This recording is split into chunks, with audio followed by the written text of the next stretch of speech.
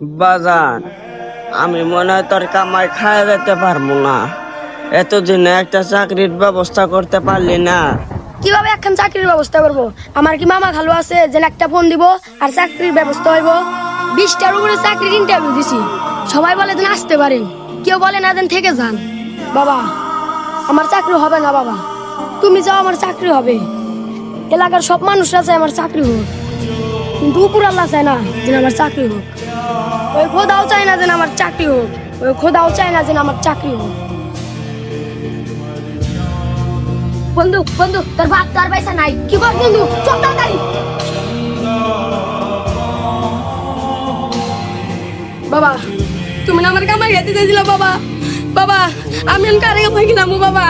বাবা তুমি চলে যাও না বাবা, আমার দিয়া বাবা, যাও না বাবা। মানুষ তো বেশি দিন বাইসা থাকে না। চাচার মেলা বয়স হয়েছে, চাচা চলে গেছে, মন খারাপ করিস না, মনে সান্ত্বনা দে।